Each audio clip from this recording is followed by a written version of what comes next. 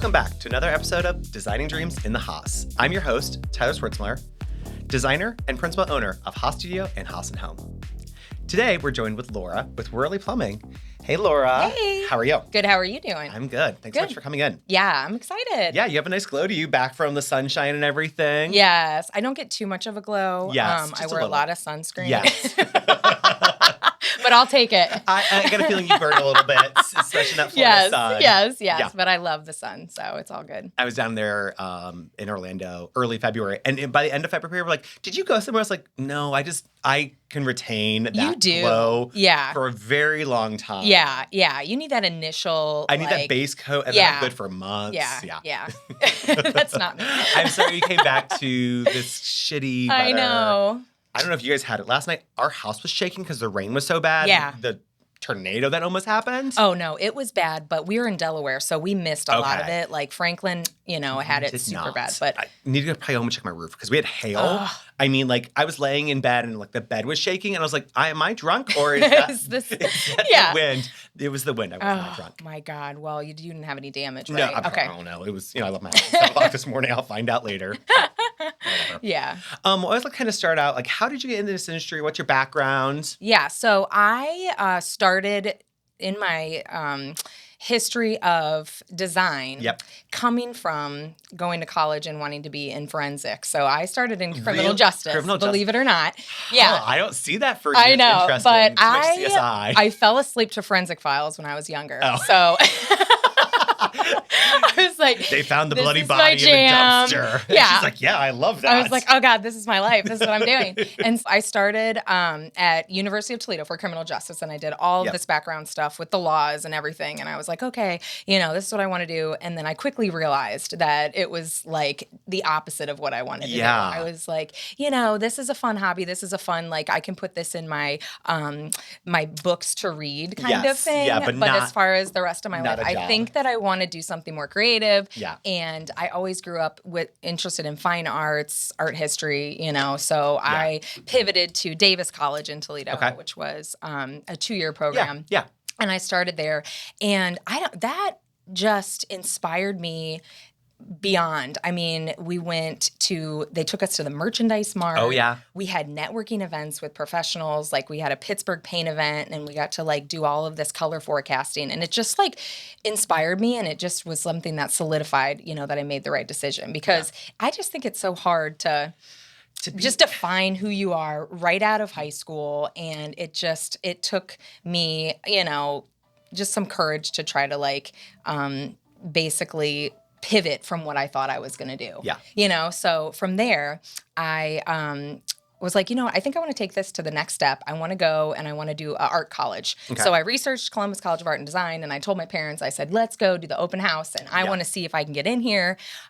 So we went, and I turned in some work, got a small scholarship, nothing crazy. Right. And then moved in, like, I commuted. Okay. So I wasn't on the campus. Okay. I had my own apartment off East Broad, and man, was it sketchy. We all had those sketchy apartments in college. I know, but I loved it, and I was, like, fearless at that age, so I was just and now it's, like, a nice area. I mean, like, kind of King Lincoln kind of area. Yeah, it's, like, across from Franklin Park. It was, like, off that main road, but go back. Back in there. Back in that where I parked, I was like, just running your cart anytime. So, I started there, and it was just design forward program. Yes, it so really is. We do foundation studies. So I did 2D, 3D, all of the painting and pottery and everything. You don't even start with your major until you're a sophomore. Yes, So then I went into interior design, and it was a pretty intimate class, like, size. Yeah. And, I'm still really close to a lot of my alumni there who I graduated with. So I think that was something that was just part of the best part of my life, I think, was that experience. So, and then they encouraged on site, like, learning and that's really good. Internships. Yeah. And so that's how I started. I started in materials. I started at a local tile supplier in town, and I was in charge of the the materials library. Oh, all the samples that are always All the changing samples, and discontinued. And then I did the showroom too. I would update the boards and I would help with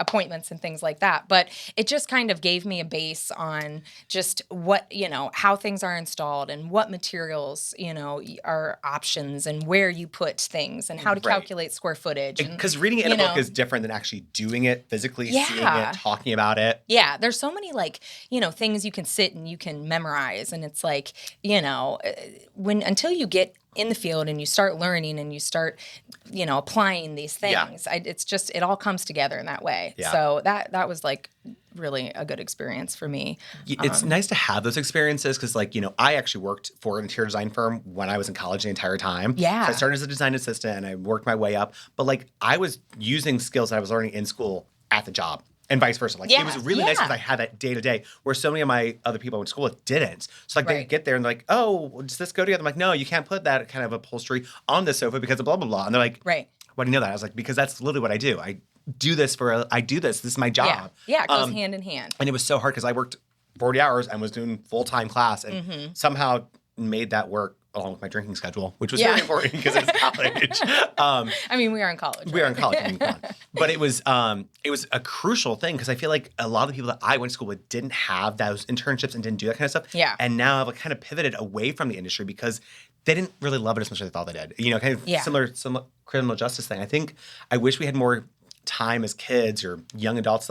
Go take a year. Right. Go do some internships. Go do these things that you think you want to do. Yeah, because figure it out. You're going to spend all this money and never use that degree. Yeah. And, some of us are in their mid-30s and still don't know what we want to do when we grow up. I know. I don't know what I want to be when I grow up, I say some days. Well, and that's okay. I don't think that you should ever just be set in what you want to do. No. Yeah. You can always pivot. But, so, from there, I stayed on at this place. They hired me on when I graduated. Yeah. And it was great. I got my feet wet in my own customer base and doing things on my own.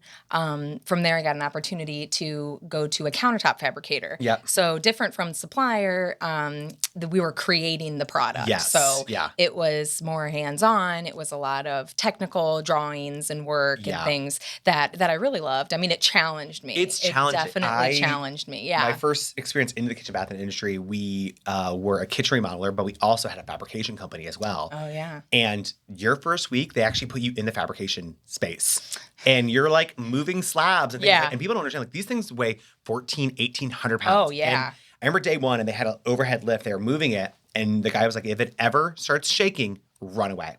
Because it'll smush you and kill you. Yeah, right. It's not worth it. No, Absolutely absolutely not. The slab's not worth it. But you think of this huge piece of stone just hanging over the ceiling. Yeah. And we were, I don't know, probably a 30, 40 slab space. We weren't anything near some of these fabricators that have 2, 3, 4, 500 slabs, which is insane. It is, and it was a lot of slabs. A lot of slabs. Yeah, and it's just a process. stacking and all of the safety involved. Because you get too much on one side, or you pull off on this side, and you don't have it balanced to this side, and then this. And it's literally a domino effect, and one starts going, and it can be super scary. Yeah, it can be. It can be, but once you have that down, the safety about it. It's just really cool. Appreciate natural stone. Natural stone was huge back when I started. Quartz I love quartz and things, but it was just the beauty of a natural piece of stone. So we had a geologist, I think, one time come into your company where you worked at the time, and I will never forget this. It was showing a vein in the marble, and he goes, "This is an earthquake frozen in time." Right. And you're just like, I know. It's so mind-blowing to think that, but that's literally what it is. It's the earth crust moving a little bit and the other minerals going in there and filling in that space. Yeah, and it creates that pattern and that design, and it's just unimaginable. And then you cut it and you put it in your home. And you polish it. And yours forever. I have a friend who works for Mont Granite, and I've known her now since I've been in the industry, so 16, 17 years. And she now is a purchaser. So she'll go over to Spain and she'll go to South America. That's ideal. And the scale is unimaginable. Most slabs are called 8 foot by 5 foot. Yeah. But we're talking quarries that are 10 of these slabs deep. Oh, yeah. Yeah. And the scale's unimaginable. It's just crazy. And as you go deeper, you see how the pattern changes over time. Which is super interesting because, when I got in the industry 15 years ago, Venetian gold. That was everywhere. Jello Napoleon. Baltic brown. Ubatuba. Baltic brown reminds me of looking at bacteria under a microscope. It is so ugly. It's so bad. But it like, was there, and and it's then, so like, pitty. it's- It's so pitty. You get it down and Yeah. you look at it in the sunlight Yeah, and you you're see like, all the, yeah. and then like Verdi butterfly, like had that iridescent thing to it, or Verdi peacock. And Peacock, why I yeah. have these still like ingrained in my, and I can be like, okay, so Uba Tuba is level A, and Yes. then Uba Tuba black is B, and I just keep going up. And like and Cream of Marfil. Oh, Cream of Marfil. And Emperador. Yeah. Oh, we yeah. we had one called like Golden Thunder and Lightning. It had like these black streaks that went through Yeah. it, and people loved it. We're like, I'm sorry, this is $80 a square foot, and we have 40 budgeted, and now we're like, okay, your camper is $200 a square foot. Right. Well, now they make, because Cream of Marfil is like really popular. Yes. And now they make like quartz looks- because original Cream of Marfil is just horrible to care for. Horrible. yes. It's just like so porous, Yeah. so crumbly. With these new thin porcelains, it's amazing the colors and Yes. like it looks so real. It's Yeah. not because they're taking real images, printing them, molding them, and then scanning them and then printing them on there. Like, Yeah. I've seen some. I'm like, I don't know what this is. I And know. I just for a living, and I can't tell you if that is thin porcelain or if that is a real marble. I know. And it is crazy. And it's only been, I mean, since Thin porcelain's only like Yeah, decked in 10 it with 10 years? because I I did a mean, decked in yeah. Island and it was horrendous. Yeah. Because the tool, and it's a tool. well, you got to miter everything. It's the and mitering so and- hard. Yeah. and you got to have everything drilled perfectly, and you drill it with the wrong bit and it just shatters. Yeah. Yeah. So, okay, so you're in fabrication for how long? About 8 years. to Okay. 9 years. Yeah. So I did that for a long time. Started with a company that was small, very small, Yeah. and it grew. It grew Yeah. a lot. So Yeah. there was, just a lot that I learned about just taking on responsibility and managing projects, people, and, Yeah. and so it was a lot. But after 8 years, and I honestly wasn't looking. I was Yeah. I was pretty content and just plugging Yeah, along. you're just doing your But daily. opportunity came up. Yeah. With my coworker now, who Yeah. I love, Yeah. and I was like, "What do you think about coming over to Worley?" Yeah. And I just never imagined, or thought of plumbing supply Yeah. sales and all that it entailed. And I was intrigued, but Yeah. I was like, well, I'm just not, You get comfortable. Let, I mean, yeah, you- let me think about this. Yeah. And so we chatted and we talked it through. And I just realized that, I think this is a good thing for me to try and Yeah. to pivot to. And I'm telling you, it was just the best decision. I Well, mean, and I'm sure Tia's told you, like, I kind of was like, you should talk, because I think you just had a meeting, your NKB meeting at your Ace's office. Yeah. I met you, and I was like, there's something about this girl. I like her. Yeah, And then yeah. me and Tia went to KBIS together. Yes. And I was like, that was like, we solidified our bond. Yes, Yeah. We bonded over housewives Yeah. and the underpump rules and everything else. We were just talking. Courtney Shannon was here before you, and she was just in Charleston over the weekend. Oh. And I was like, did you go see Patricia? Oh my God, please. Yeah. Yeah. Yeah, but now, she sold it to her. Well, her son. Yeah, Sold it to her yeah, son, yeah. so then you have to pay all the taxes on it. Okay. Yeah, whatever. Whatever. I know. Oh my gosh. Yeah, that was one of my favorite trips to KBIS. It was. And that was the first year that I was on the NKBA board. Yeah. So I started just coming to the meetings. Yes. I mean, I would get the emails and I was like, oh, I'm going to go do this. Yeah. I mean, I was the only one in my, well, Yep. no, it was me and another person, and we would go. And I was like, this is just a really good group of people. We have common interests. Yep. We're learning. Yes. Yeah. I was just so intrigued by the events. And so I just kept coming. And then I was approached by Amy Fix, who was like, hey, there's an open position She's like, available. I don't want to do this anymore. She's like, she's so I don't do membership. So that's everybody's every way. It was membership your first one? No, it was communications. It was communications. Ooh, you got a hard one to start with. I know. So and she made it like, she was like, oh my gosh, you're going to love it. It's so easy. You're just going to get in there and it's like, it takes no time. You just do it. And I was like, oh yeah, I mean, I'll do it. I love that. And so, I got in and it was like, no, we're, you're doing the email blasts, the newsletters, all the marketing stuff. And I was up for the challenge. Right. And it was good. And I really enjoyed it. I loved our group. You were the Yes, president yes, that yeah. first year. Yeah. So we had a lot of great events that we did. We did, Yeah. And then it was like, so I started on a year where there was just Like 1 year off year, left, yeah. off year by year. And then I was 2 more years, and then COVID made everything weird. So I was on for an additional year. Just extra endless time. It's funny though, because obviously Amy got me in NKBA. I've talked about it here. My first meeting was down at Organized Home, and I remember walking in and like Meredith was like, "Hi, who are you?" And I just started talking to her, and I'm like, it's such a great group of people that they just kind of put your arms around you and want you to come in and be part of this and help learn and grow. And the learning part's really important to me. I think, that's one thing with a lot of these organizations. I can go drink with anybody. I can go have a cocktail with somebody.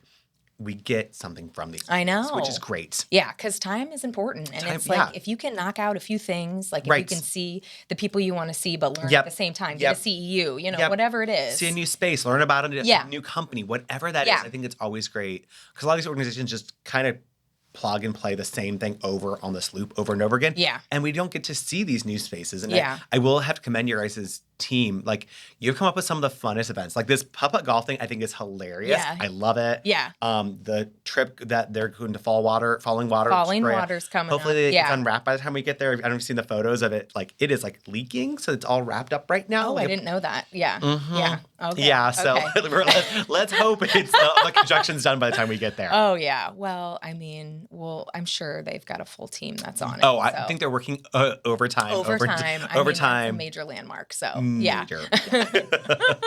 So you started Whirly how long ago now? 2019. Okay. So the late fall of 2019. So right before COVID hit. Yeah, right before COVID. So, literally right before COVID. I started, got my feet wet a little bit, and boom, everything was shut down. Yeah. And it was like, we were still working in the showroom. Yeah, because we're essential workers. We're essential workers, and it was something that, I didn't mind. I didn't mind going in and, writing up everything, but it was like we had so many, rules and restrictions. Oh, I mean, the hand sanitizer. I mean, it was just so wild at that time. We couldn't get anything either. And people don't understand, like, no. Plumbing is something literally is sitting on a shelf in another state. Like, it's usually boom, boom, boom, we have it. Like, we would order plumbing like, oh, countertops are going in next week. We should order that sink. Okay, order it. And now we're like, oh no, we ordered cabinets, we're ordering sinks because we just have this. I know. You have it in your mind timeline. that it just takes forever for these things. And it was so hard with all these vendors. Yeah, it was hard because you have no definite answers. I mean, it was like, we think, just place the order and cross your fingers. You know, that's how it was. So it was like whenever something would come in, we'd be like, oh, thank God, Yeah.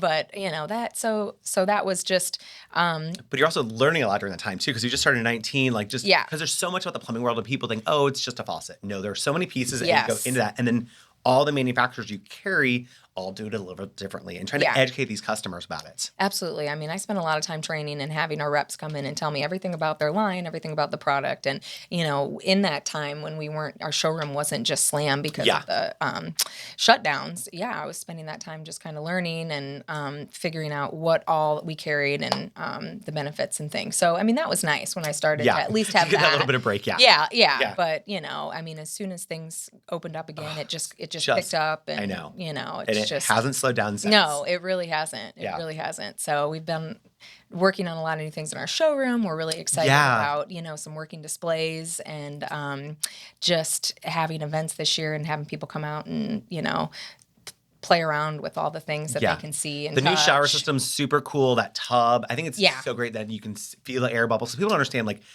jets and air bubbles are completely different. Completely different. Yeah, and it's a lot of times the first time someone has like heard about the difference or what it is, and so it's nice to be able to show it. And, more than a YouTube video or something like that. You can't feel a YouTube video. I mean, and just to have like our bidets, like our washlet seats. I mean, those became so popular during COVID. Those are such a game changer. I don't think people understand. If you don't have a bidet, you need to get one. Yeah.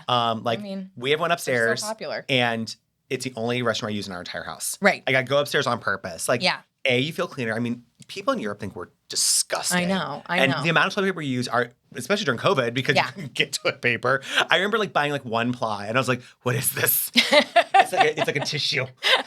And I'm a whore when it comes to toilet paper. I'm like, I want like 75 ply. Yes, like I want softest. the softest. Like, I think Charmin now, when you rip it, even has scallops on it, and it does. It's so ridiculous. Oh, yeah, for sure. But like, that's what I want.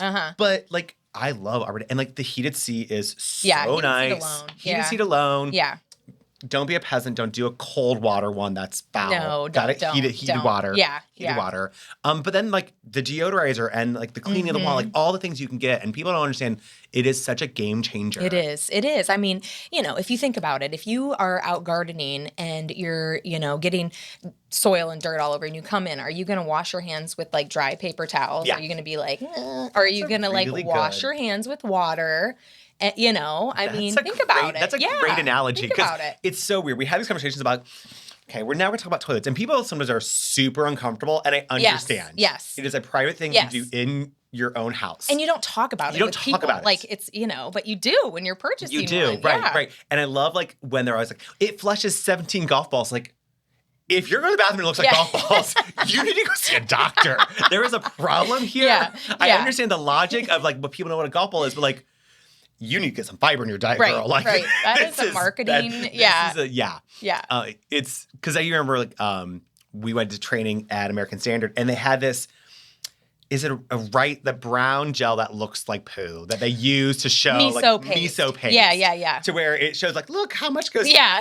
This is such an awkward conversation. You can't keep a straight face. You can't keep a straight face. No. And you're like, how many different things did you test before you found this miso paste is most similar to number 2? That's true. Yeah. Because they probably went through a lot of renditions of the consistency and like how much all the things. Yeah, all the things. But I mean, it's like go American Standard for actually doing that because I mean, they have some of the best flushing toilets and they do these weird tests, but it's like, hey, I want to know that ahead of time. I mean, I don't want a toilet that's horrible and doesn't flush. It's literally the only toilet I've ever had in houses. Like every house I buy, even like the last house we bought had toilets in it. I ripped them all out and put studios in it. Like one, it's also toilets are kind of gross. Like they're a personal thing, so I just want to start fresh and new. Yeah. 2, true.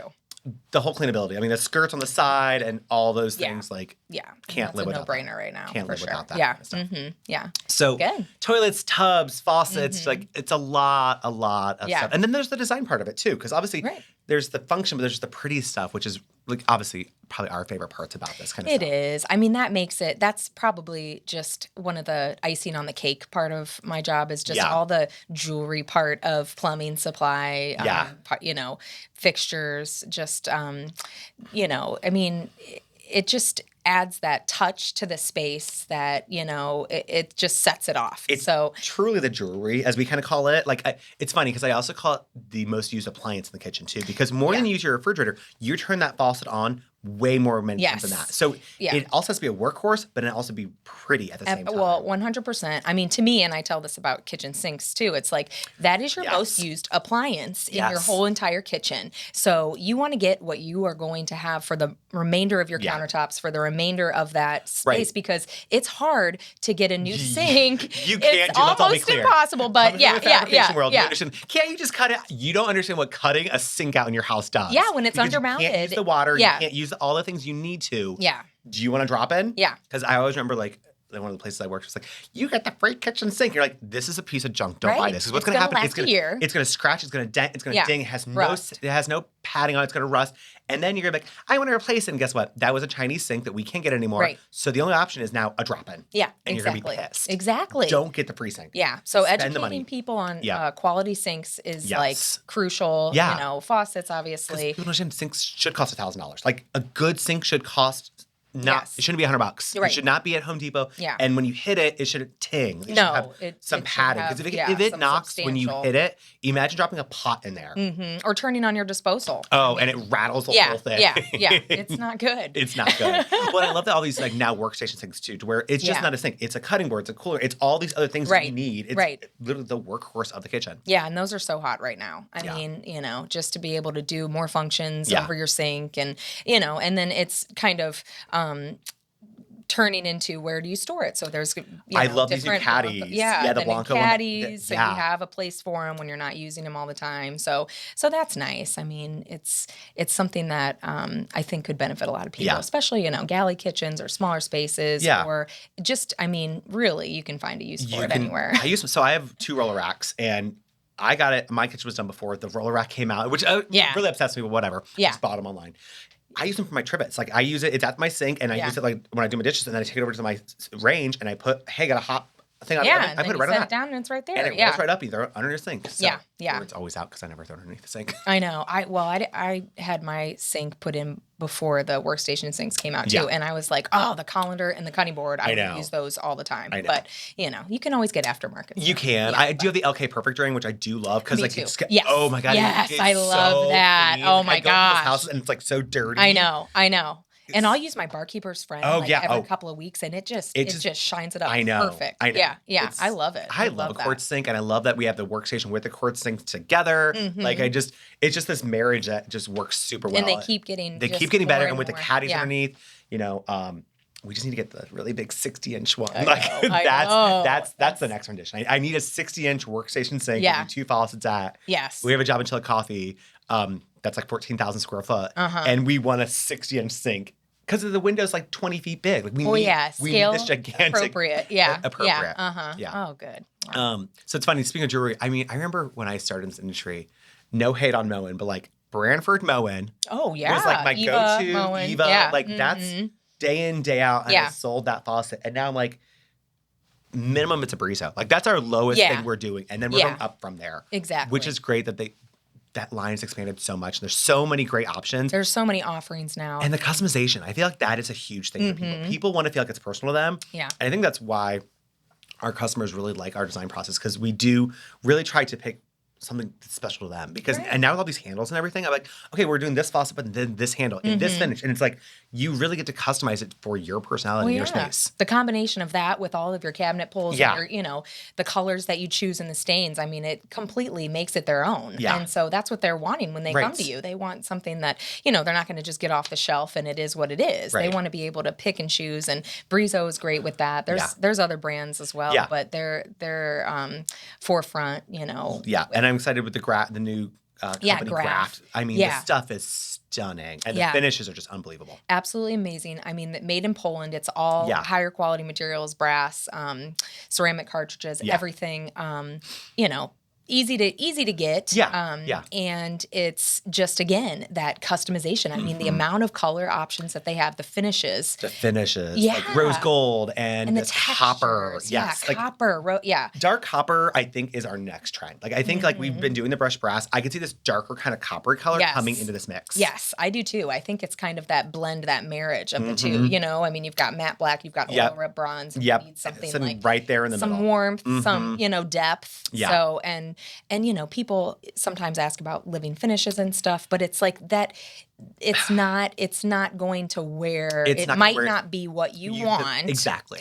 So that in between, that kind of coppery is, Yeah, the living finishes are hard because where do you touch the faucet the most? The handle and the head. Right. You're not touching the whole neck of it. So what's not going to actually change color? Patina is going to be. It's going to be the areas you touch the most. Like we have hardware in our conference room that's a living finish, and the trash can and the bar cabinet have darkened. Yeah. Nothing else is open. Yeah. Because there's nothing in it. So like those look really bright. It looks mismatched. Yeah. And like we try to educate people like this is a living finish, and you can always get back to where it was, but like the whole patina is beautiful.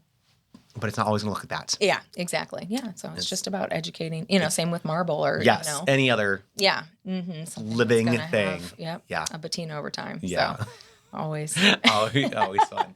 So this industry got quite a while now. Do you find it's hard, kind of being, especially because you were probably more in construction kind of side when you were in the fabrication, or I guess you're still kind of construction side, kind of in this man's kind of world. Yeah. Yeah, I've been around a lot of males in the industry, whether it was, on the fabrication side of things or in sales or just contractors in general. I mean, it's just been part of my experience and, just learning that I just need to be very educated up front. I need to have my details put together. I'm on the front end of the design. So what I put together carries through to the whole, middle and end of the construction. So it's just important to have it right and, be confident with it and, stand my ground if there's, some hard personalities in the industry, which there always is. There always is. I do think it's getting better. I don't think it's much an old boys club as it used to be. Yeah. I used to get it because I got in this industry. I was 21 when I got in this industry. Yeah. So I was really young. Yeah. And I was always looked at like this, oh, this dumb kid doesn't know anything. Right. Little did they know, like my dad owned HVAC company and I grew up in construction. Yeah. We built houses every summer. We would build a house. So like I could build you a house. I know how to. You knew. But they just look at you so dumb and you're like, and I love rattling off something and then they just stare at you like, oh, you do know your shit. You do know. You yeah. do know. And then you earn that respect You and earn that then respect, yes. and then you can, form a bond from there. And like, it's just it's also keeping a softness to it and having that relationship too and not just steamrolling over them, making, it's just a balancing act. But actually, it was my very first day at my job in Columbus when I moved up here. There was another designer. She'd messed up a whole house of cabinetry really bad. Really bad. And my boss at the time was like, hey, I'm going to take you out to this contractor. His name's Bob Fry. I love you, Bob Fry.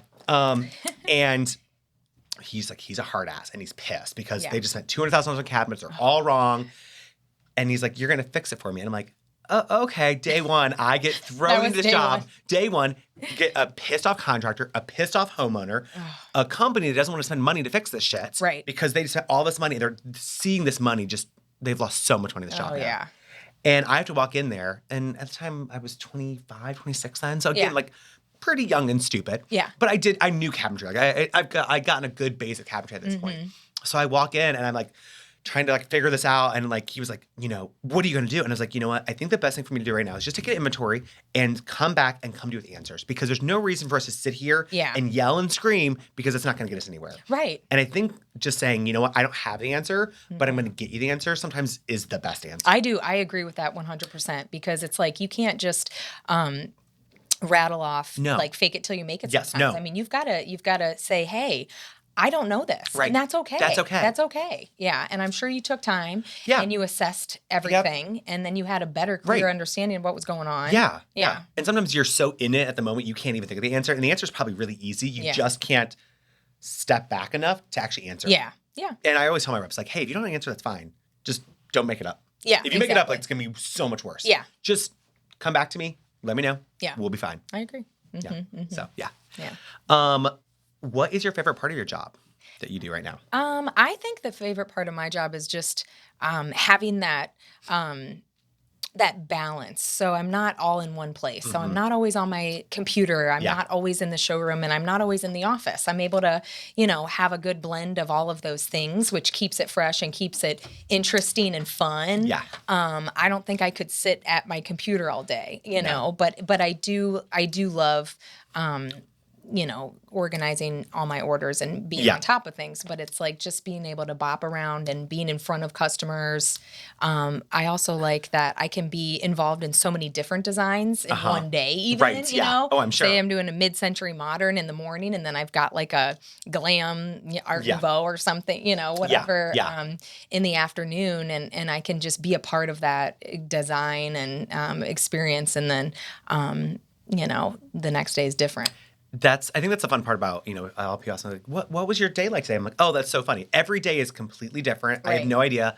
I mean, I will say the first thing I do when I get up in the morning, I look at my calendar. I'm like, do I have to people today? What do I have to wear? What is it? Exactly. Can I just throw a hoodie on and call it a day to be in my office? But it's hard though some days because like you may have a day where you have to be in front of people and you just don't have the capacity. Yes. And I don't think people understand, like, some days, and you have kids, so I don't know how you do. Like, I get home and I'm like, all right, no talkie to Tyler for at least an hour because, like, I am now done. I've given all my energy. Yeah.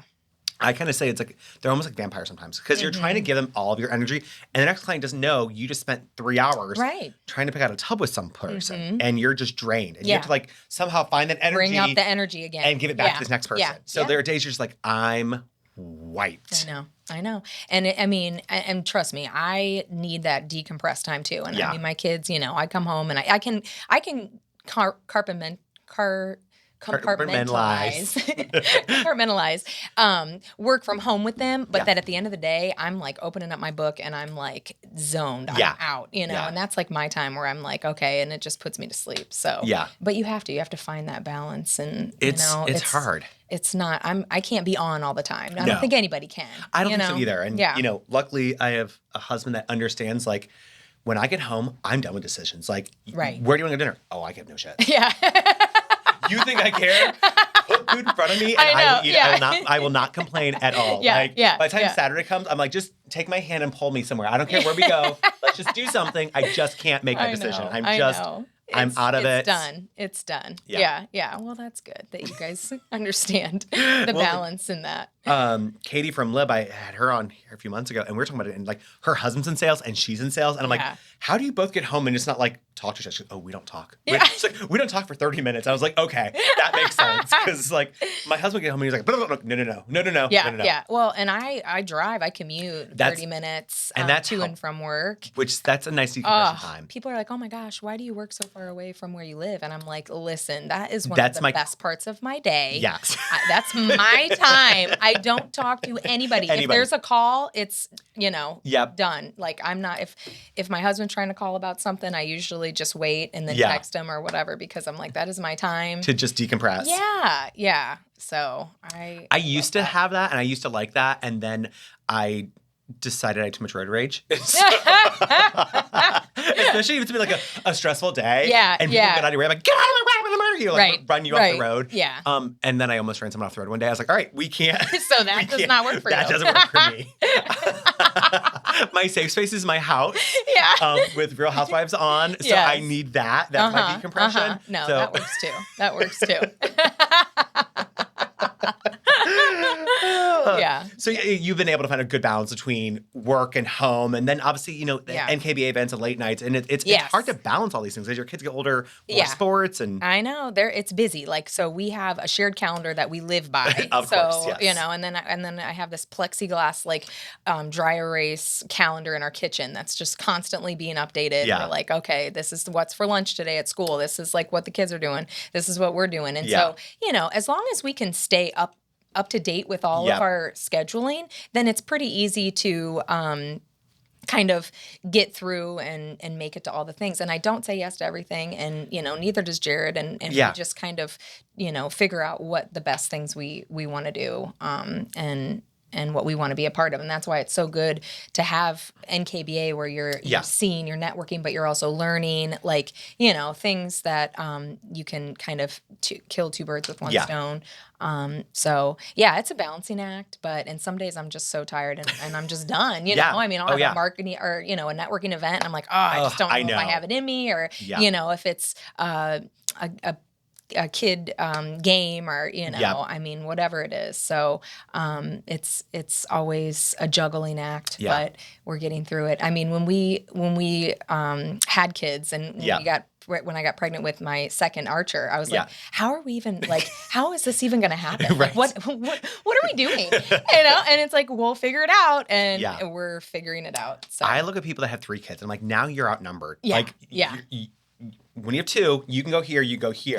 Right. What do you do? And my brother's in this point now. Luckily, my middle niece is getting her driver's license next month. So that helps. It's help. Yeah. But it's and there for a while, they're like, okay, we're going to drop this kid off here, and then go to here, and then go to here. And kids are in so many things now. Oh, yeah, all the activities. All the activities. Yeah, we had nowhere near. We grew up in a small town too. So you had one sport maybe you could play, and now it's you have after school this, and then this, and then la la la la la la la. And they meet multiple times. They meet multiple times, and you're like, so kudos that you found a routine. Yeah. And you're not ripping your hair out, because I can barely keep myself and my dog alive some days. It's wild. It's crazy. But some days are easier than others. But, we make it work the best we can. Yeah. So do you have any funny or awkward stories from the industry since you've been in it so long? It's always funny. Well, not funny. It's more awkward when you have couples who are on different pages of design, or they're arguing and navigating through that type of situation, or just, budget discrepancies, maybe things like that. But I mean, I would say as far as a specific story, so I had both of my boys when I was working at the countertop fabricator. So I was pregnant full term. Both pregnancies there. And so I would walk out. We have a boneyard, which is a section of cut slabs that you can go out for scraps and things. So we would walk all the way through the showroom to get out back, and it was outside to go look through the slabs. And I was like, third third trimester, I'm kind of hobbling You're around. just And, wobbling. and I'm like, I don't know, I've got this big appointment. We're picking out all these pieces for the bathrooms and the kitchens and everything. And Yeah. I'm out there and it's hot. And sometimes it can take a while to come up with a decision. Yep, and then on you're what, measuring it. Is it big enough? Yes, you're measuring. And You're like, oh, kind I of love this looking one, at and it. it's not big enough, and then Is they're it upset. damaged? Yeah. And so I start to see stars, and I'm like, I just start to feel like I'm gonna. And not a pass safe out. space with all these stones Oh, to yeah. fall on. Oh yeah, and I'm like, and I'm embarrassed. Like I don't want to say, like, oh my God, I feel weird. So I'm just like, oh, I gotta go. And I turn around and I'm like trying to find a chair, but I have to go all the way through the fabrication, all the way through the showroom. And so I'm just like, I'm trying to get there as fast as I can. I'm like, I feel like I'm going to pass out, but I need to get to a chair first. So I'm like going. And then people are just kind of like, looking at me walk by, and I'm just like on a mission. And I finally get to the door to get into the office, and I just like slump over. I just like pass out. Yeah, I just pass out. I wake up and people are over me. Yeah, They're like, of oh course. my God. And I was like, oh my God, I can't believe that I just passed out. And needless to say, they did not have me go to the boneyard ever again after that when I was pregnant. Good way to My get out of second that. pregnancy, I was like, remember what happened last time? Yeah. I was like, nope. So At least you knew it was happening to where you could like pull yourself out of it, because it could have been really bad. Yeah, it was just the weirdest sensation and I was like, oh my gosh, this is not going to end well. So that was probably the most awkward, like crazy moment. But yeah, there's always good going stories. on. I mean, yeah. When Megan was pregnant, she was on her final trimester, and she was supposed to be like, I think she was due like that next Tuesday or Wednesday, and she had a doctor's appointment. It was like Thursday. Mm-hmm. As you know, the last few weeks, you have doctor's appointments all the time. Oh, yeah. So she gets in, and she's like, yeah, my doctor is going on vacation now Monday and Tuesday. So like they want to induce me maybe like Saturday or Sunday. And I'm like, all right, it's Thursday. Then her phone rings. She walks out, and she's out there for a little bit. And she comes back. She goes, so they're going to induce me like at 3 today. What? She's like, so I got to get some stuff finished. I was like, no, honey. She's like, they couldn't get me scheduled. So we're going to have a baby today. And I was like, you're going home. Yeah, like we'll take care of it. We'll take care of it. She's like, no, I have things to do. I was like, no, you have to go. A baby's coming out of you in like 4 hours. You have to leave. You have to leave. And I still remember her like, I'm going to go have a baby later. Oh my Just God. got back on her computer. Like it was no big deal. Yeah. I mean, you're plugging along until you aren't. And I will say, because I had a really smooth, like I was fine going like in the boneyard before that. Like nobody ever thought that I needed to not go or anything. And I was just like, you're fine until you're not. Yeah. But I mean, and she was getting induced. So like it was planned and stuff like that. It was planned, but still it was sort of like, like, no, please go home. Please leave this place. She's like, I really should finish up. She's like, I really have to do these emails. Like, no, you don't. You have to go home. I think everybody will understand because a baby is coming out of you. Yeah, exactly. In like 4 hours. So. Was that her first? Or that was her first one. Okay. Yeah, no, her first one was way better. Her second one was a rough one. She was lots of bed rest and things like that. Yeah. So Yeah. But got 2 healthy boys now, so she's good. That's awesome. So, yeah. Thank you so much for coming in. If you want to give us your information at that camera. Okay, I'm Laura Congrove with Whirly Plumbing Supply. Thanks for having me. Awesome. Thanks so much for coming in. All right. So thanks, guys, for joining us for another episode of Designing Dreams in the Haus.